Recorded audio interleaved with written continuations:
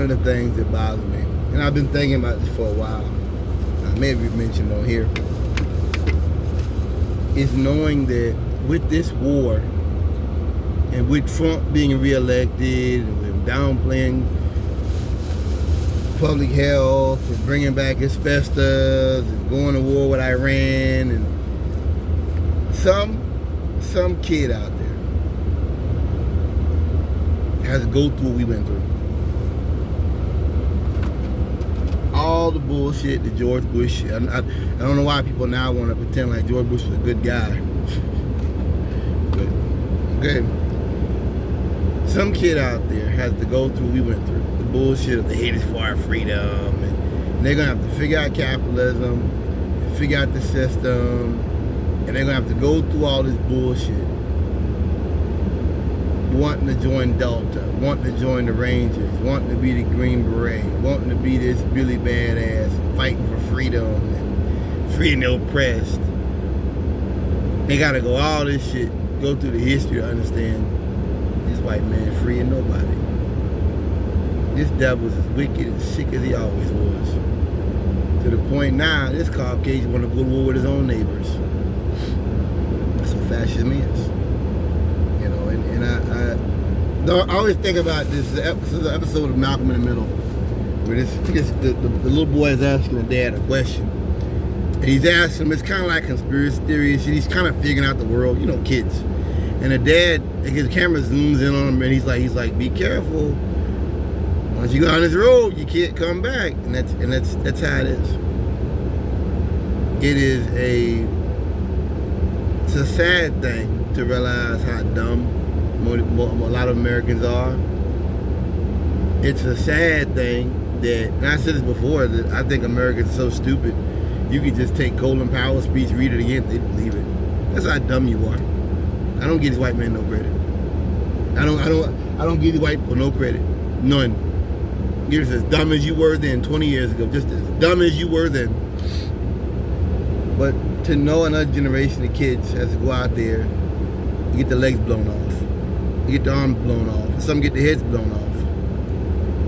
For an empire that's going to treat them bad, just like Bush did with the Walter Reed. People are living in bad conditions and all that kind of stuff. To know that kind of stuff, to know that nothing has changed, that saddens me. Michael Brooks, he put into me kind of that things could be different and all, and I realize now that the American system has to end. This white man's way of life must end. You can't fix it. You can't tax the rich. You can't solve it. You can't educate it. This is just how this kind of person is. This is what they want. This is what they want. So I say, before any bullets are fired, before any borders are crossed by marching troops, that I'm saddened to know someone's kids out there can get killed for this damn idiot in the White House. And the fact that America is this stupid. Not just the fact that you want to erase black people, because you do. Not just because of the fact that civil rights are on the line, because they aren't. But to know that he could start another war like that, he already has, and that most Americans will go right along with it. That's stupid. And there's some kid out there that waves to the flag and saluting, and when I was a kid, it was Black Hawk Down. That was the movie. I want to be Delta Force and a Ranger, and fighting for what? These crackers? But who are you fighting for? Corporations? you fighting and killing people that I'd probably love to sit down and have a conversation with. We don't have a country no more. And if to have a country means you got to take away people's rights, civil rights to get it, you're not fighting for freedom. You're fighting for privilege. And as I said, I just know there's some kids somewhere either want to join the military, or once we get into the throes of it and we're losing 100 Marines a week. That's what happened with Fallujah and those bigger. Americans have forgotten about that. White people have forgotten this.